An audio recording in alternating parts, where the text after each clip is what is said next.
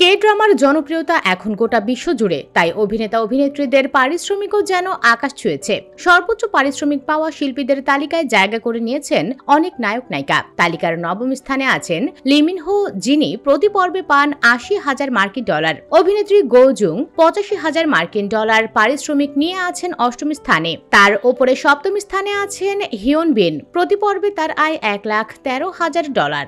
জনপ্রিয় অভিনেত্রী জুন জি হিয়ন ও সং হিয়েও দুজনেই প্রতি পর্বে নেন $১,৬৩,০০০। কোরীয় হিট ড্রামায় তাদের অভিনয় এই পারিশ্রমিককে করেছে ন্যায্য। শীর্ষে আছেন ৩ তারকা Song Joong Ki, Lee Jung Jae ও অবধারিতভাবে স্কুইড গেম খ্যাত অভিনেতারা।